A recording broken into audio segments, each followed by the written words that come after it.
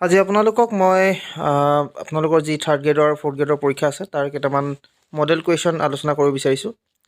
চ' ইয়াৰে প্ৰথম যিটো মডেল কুৱেশ্যন সেইটো সাধাৰণতে হ'ব ৱেন G20 ৱাজ এষ্টাব্লিছড।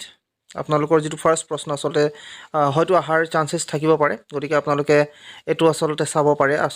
এইখিনি আপোনালোকৰ কাৰণে প্ৰয়োজনীয় হ'ব। আপোনালোকে চাব বহুতকেইটা প্ৰশ্ন যিহেতু মই ইয়াত আলোচনা কৰিছোঁ আপোনালোকৰ লগত, গতিকে ভিডিঅ'টি শেষলৈকে চাব। আৰু ইয়াত আপোনালোকক যিকেইটা প্ৰশ্নৰ বিষয়ে আপোনালোকক অৱগত কৰিম, গতিকে আপোনালোকে সেইখিনি চাই হয়তো আপোনালোকে অলপ হ'লেও আপোনালোকৰ কাৰণে প্ৰফিটেবল হ'ব। চ' আপোনালোকক প্ৰথমতে কওঁ, শ্বেয়াৰ কৰিব যিমান পাৰে সিমান, যিহেতু এই ভিডিঅ'টো মই আপোনালোকৰ কাৰণে বনাইছোঁ। চ' প্ৰথম প্ৰশ্নটো যিটো আছিলে ৱেন G20 ৱাজ এষ্টাব্লিছড, সেইটো হৈছিলে 1999। নেক্সট আপোনালোকৰ হৈছে which language is not a part of 8th schedule. এইটো আপোনালোকৰ আছিলে কোনটো ভাষা অষ্টম অনুসূচীৰ অন্তৰ্ভুক্ত নহয়। চ' এই প্ৰশ্নটোৰ যিটো সঠিক উত্তৰ হ'ব সেয়া হ'ব আপোনালোকৰ কাৰ্বি। চ' ইয়াৰ শুদ্ধ উত্তৰ কাৰ্বি আচলতে অষ্টম অনুসূচীৰ অন্তৰ্ভুক্ত নহয়। ইয়াৰ পিছৰ যিটো প্ৰশ্ন আছে সেইটো হৈছে what was the first domesticated animal in the earliest human civilisation. মানুহৰ আদিম সভ্যতাত প্ৰথম ঘৰচীয়া জন্তু কি আছিল? আদিম সভ্যতাত, মনত ৰাখিব। চ' ইয়াৰ যিটো শুদ্ধ উত্তৰ সেইটো হৈছে কুকুৰ বা ডগ। এইটো আদিম সভ্যতাত প্ৰথম ঘৰচীয়া জন্তু। তাৰ পিছৰটো হৈছে মাকাম। কিতাপখন কোনে লিখিছিল? চ' মাকাম ৱাজ ৰিটেন বাই হুম। আপোনালোকে হয়তো এই কিতাপখন পঢ়িছে, গতিকে ইয়াৰ উত্তৰ হৈছে ৰীতা চৌধুৰী। নেক্সটটো হৈছে what is the capital of New Zealand. নিউজিলেণ্ডৰ ৰাজধানী চহৰখনৰ নাম কি? চাৰিটা অপশ্যন যিহেতু দিয়া আছে, আৰু ইয়াৰ শুদ্ধ উত্তৰ হৈছে ৱেলিংটন। জয় জৱান জয় কিষাণ জয় বিজ্ঞান শ্লোগান ৱাজ গিভেন বাই। এই শ্লোগানটো জয় জৱান জয় কিষাণ আৰু জয় বিজ্ঞান শ্লোগান যিটো আছিল সেইটো কোনে দিছিল? সেইটো হ'ব আপোনালোকৰ অটল বিহাৰী বাজপেয়ীয়ে দিছিল। তাৰপিছত আছে who was the first Assam valley লিটাৰেচি award winner, বা প্ৰথম অসম উপত্যকা সাহিত্যিক বঁটা বিজয়ীজনৰ নাম কি? চাৰিটা অপশ্যন আপোনালোকৰ ইয়াতো আছে, নীলমণি ফুকন, হৰেণ ভট্টাচাৰ্য, হোমেন বৰগোহাঞি, ভৱেন্দ্ৰনাথ শইকীয়া। এই চাৰিটাৰ ভিতৰত সাধাৰণতে যিটো শুদ্ধ উত্তৰ সেইটো হৈছে আপোনালোকৰ ইয়াত থকা ভৱেন্দ্ৰনাথ শইকীয়া। নেক্সট হৈছে which layer of the atmosphere do aeroplane fly in. বায়ুমণ্ডলৰ কোনটো স্তৰত বিমান উৰি যায়? চাৰিটা অপশ্যন, থাৰ্মস্ফিয়াৰ, মেছস্ফিয়াৰ, ট্ৰপস্ফিয়াৰ আৰু এক্সস্ফিয়াৰ। চাৰিটা অপশ্যনৰ ভিতৰত যিটো শুদ্ধ হ'ব সেইটো হৈছে ট্ৰপস্ফিয়াৰ। তাৰপিছত নেক্সট যিটো প্ৰশ্ন সেইটো হৈছে ইছৰোৰ যি মুখ্য কাৰ্যালয় সেইটো ক'ত অৱস্থিত? Where is the headquarters of ISRO? চাৰিটা অপশ্যন, মুম্বাই, বেংগলোৰ, হায়দৰাবাদ আৰু নিউ দিল্লী। শুদ্ধ উত্তৰ হৈছে ইয়াৰ বেংগলোৰ। নেক্সট হৈছে which is the least population state in India. ভাৰতৰ সৰ্বনিম্ন জনসংখ্যাৰ যিখন ৰাজ্য সেইখন কোনখন? চাৰিটা অপশ্যন, অৰুণাচল প্ৰদেশ, ছিকিম, মিজোৰাম, লক্ষদ্বীপ। ইয়াৰ শুদ্ধ উত্তৰ হৈছে ছিকিম। ইয়াৰ পিছৰ যিটো প্ৰশ্ন, the process of determining the age of plants is called. উদ্ভিদৰ বয়স নিৰ্ণয় কৰা প্ৰক্ৰিয়াটোক কি বুলি কোৱা হয়? উদ্ভিদৰ বয়স নিৰ্ণয় কৰা প্ৰক্ৰিয়াটোক কি বুলি কোৱা হয়? ইয়াৰ চাৰিটা অপশ্যন দিয়া আছে, আৰু সেইটো হৈছে ডেনড্ৰ'ক্ৰন'লজি। তাৰপিছৰটো হৈছে তলত দিয়া কোনজন ব্যক্তি হালধিঘাটীৰ সৈতে সম্পৰ্কিত, অৰ্থাৎ following which person is related to Haldighati. সেইটো হৈছে আপোনালোকৰ Maharana Pratap. Next, Nobel prize is not given in which field. Nobel prize কোনটো ক্ষেত্ৰত আচলতে দিয়া নহয়? সাহিত্য, দৰ্শন, পদাৰ্থ বিজ্ঞান, মেডিচিন। সাধাৰণতে আপোনালোকে হয়তো জানে যে দৰ্শনত সাধাৰণতে নোবেল প্ৰাইজ দিয়া নহয়। নেক্সট হৈছে উপাধি বিলুপ্তি সংবিধানৰ কোনটো অনুচ্ছেদৰ অধীনত পৰে? এবলিশ্যন অফ টাইটেলছ ফল under which articles of the constitution. এইটো হৈছে আপোনালোকৰ শুদ্ধ উত্তৰ 18 নং অনুচ্ছেদ। ইয়াৰ পিছৰ যিটো প্ৰশ্ন সেইটো হৈছে what is the name of crematorium of B.R. Ambedkar. B.R. আম্বেদকাৰৰ সমাধিস্থলৰ নাম কি? ঠিক তেনেকৈ চাৰিটা অপশ্যন ইয়াতো দিয়া আছে, আৰু সেয়াৰ যি শুদ্ধ উত্তৰ সেইটো হৈছে চৈত্যভূমি। নেক্সট প্ৰশ্নটো হৈছে ভাৰতৰ প্ৰত্নতান্ত্ৰিক জৰীপে কোন চনত স্থাপন কৰা হৈছিল? The Archaeological Survey of India set up in which year. সেইটো হৈছে আপোনালোকৰ শুদ্ধ উত্তৰ 1861 চন। Which of the following instruments measures very high temperature. তলৰ কোনটো যন্ত্ৰই অতি উচ্চ উষ্ণতা জুখিব পাৰে? অতি উচ্চ উষ্ণতা মনত ৰাখিব, পাইৰমিটাৰ, ৰাডাৰ, অডোমিটাৰ আৰু ডাইনমিটাৰ। সেইটো হৈছে আপোনালোকৰ পাইৰমিটাৰ।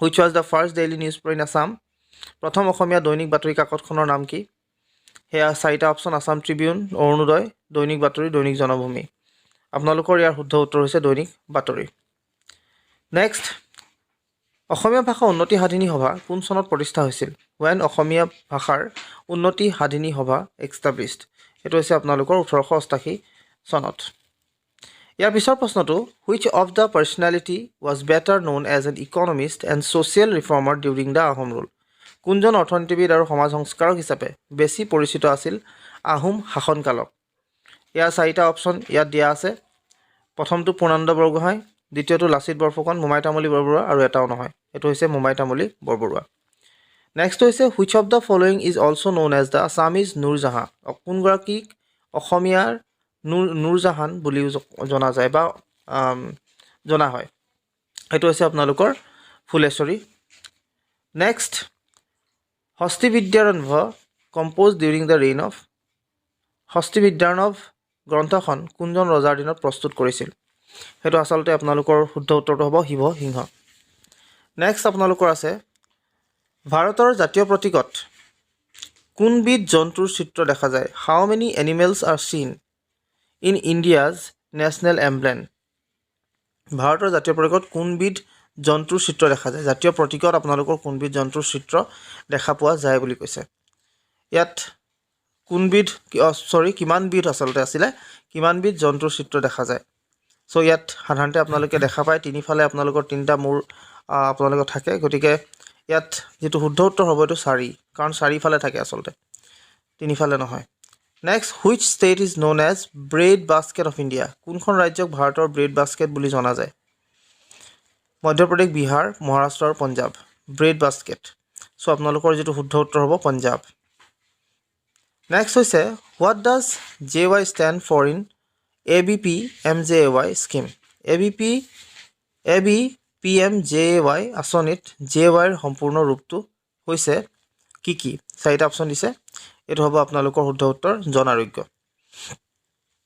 নেক্সট যিটো প্ৰশ্ন নিম্নলিখিত থিয়েটাৰ দলসমূহৰ ভিতৰত কোনখন আটাইতকৈ পুৰণি বাণিজ্যিক theatre which one amongst the following mobile theatre groups is the oldest commercial theatre show' ইয়াত আপোনালোকৰ চাৰিটা অপশ্যন দিয়া আছে চ' ইয়াৰ যিটো শুদ্ধ উত্তৰ নটৰাজ থিয়েটাৰ হয় ইয়াৰ পিছৰ যিটো প্ৰশ্ন সেয়া হৈছে which person is related with Dayaram চাহনীৰ লগত তলত দিয়া কোনজন ব্যক্তিৰ লগত সম্পৰ্ক আছে ইয়াত অপশ্যন চাৰিটা ইয়াতো যিহেতু চবতে চাৰিটা অপশ্যনে থাকিব জন মাৰ্শ্বেলৰহে সম্বন্ধ আছে নেক্সট আছে when next summer Olympic will be held কেতিয়া অহা গ্ৰীষ্মকালীন অলিম্পিক অনুষ্ঠিত হ'ব কিমান চনত আচলতে সেইটো দিছে 24 27 26 আৰু 28 আপোনালোকৰ যিটো শুদ্ধ উত্তৰ সেইটো হ'ব আপোনালোকৰ ইয়াত 2024 চনত নেক্সট আহি গ'ল where is the headquarter of international cricket council আন্তঃৰাষ্ট্ৰীয় ক্ৰিকেট পৰিষদৰ যি মুখ্য কাৰ্যালয় সেইটো ক'ত অৱস্থিত ইয়াত চাৰিটা option Southampton Dubai Sydney Canberra চ' ইয়াৰ যিটো শুদ্ধ উত্তৰ সেইটো হ'ব আপোনালোকৰ ডুবাইত নেক্সট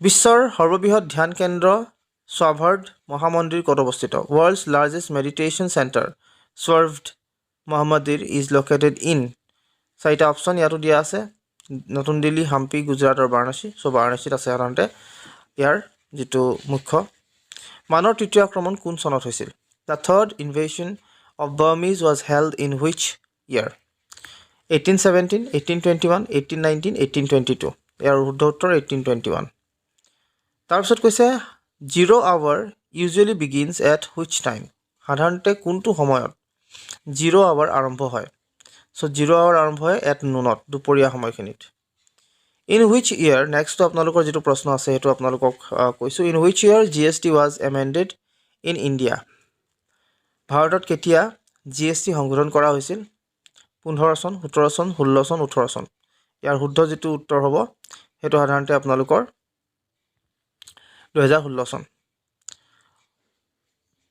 নেক্সট যিটো আছে সেইটো হৈছে world consumer rights day is celebrated on which day of the year অৰ্থাৎ বিশ্ব গ্ৰাহক দিৱস কোনটো দিনত উদযাপন কৰা হয় সেইটোৰ যিটো শুদ্ধ উত্তৰ হ'ব সাধাৰণতে 15 মাৰ্চ হ'ব। ইয়াৰ পিছৰ যিটো প্ৰশ্ন সেইটো হৈছে বুকাৰ বঁটা লাভ কৰা প্ৰথমগৰাকী ভাৰতীয় মহিলা কোন আছিল? Who was the first Indian woman to win the Booker Prize? So ইয়াত চাৰিটা অপশ্যন ৰীতা চৌধুৰী, MS শুভলক্ষ্মী, আশাপূৰ্ণা দেৱী আৰু অৰুন্ধতী ৰয়। অৰুন্ধতী ৰয় আছিলে আপোনালোকৰ ইয়াৰ শুদ্ধ উত্তৰ। নেক্সট হৈছে তলৰ কোনটো মোবাইল অপাৰেটিং ছিষ্টেম নহয়? Which of the following is not the mobile operating system? এণ্ড্ৰইডটো হয়ে জানে আপোনালোকে, জাভা আছে, iOS আছে আৰু উইণ্ড'জ আছে। সাধাৰণতে আপোনালোকৰ যিটো অপাৰেটিং ছিষ্টেম সেই অপাৰেটিং ছিষ্টেমটো জাভা আপোনালোকৰ মোবাইলত সাধাৰণতে নাই, গতিকে জাভাটো হৈছে ইয়াৰ শুদ্ধ উত্তৰ। What is the currency of Australia? অষ্ট্ৰেলিয়াৰ যি মুদ্ৰা সেই মুদ্ৰা আচলতে নাম কি? কি চলে আচলতে অষ্ট্ৰেলিয়াত? যেনেকৈ ভাৰতত ৰুপি চলে, ভাৰতত যেনেকৈ ৰুপি চলে তেনেকৈ আমেৰিকাত যেনেকৈ ডলাৰ, আচলতে অষ্ট্ৰেলিয়াত কি? অষ্ট্ৰেলিয়াটো ডলাৰ, অষ্ট্ৰেলিয়ান ডলাৰ আচলতে চলে। Next, which state is known as the sugar bowl of India? কোনখন ৰাজ্য ভাৰতৰ চুগাৰ বল বুলি জনা যায়? কোনখন ৰাজ্যক ভাৰতৰ চুগাৰ বল বুলি জনা যায়? ইয়াৰ শুদ্ধ উত্তৰ হৈছে আপোনালোকৰ উত্তৰ প্ৰদেশ। ইয়াৰ পিছত আছে in which state of India is Shipkila pass located? ভাৰতৰ কোনখন ৰাজ্যত চিপকিলা পাছ অৱস্থিত? চাৰিটা অপশ্যন আপোনালোকৰ আছে, তাৰে শুদ্ধ উত্তৰটো হ'ব হিমাচল প্ৰদেশত চিপকিলা পাছ। তাৰপিছত সাধাৰণতে আপোনালোকৰ ইয়াৰ এইখিনিলৈকে আজি আপোনালোকৰ লগত আলোচনা কৰিম। পিছৰখিনি পিছত আপোনালোকৰ লগত আলোচনা কৰিবলৈ চেষ্টা কৰিম। আজিলৈ ইমানেই, ধন্যবাদ।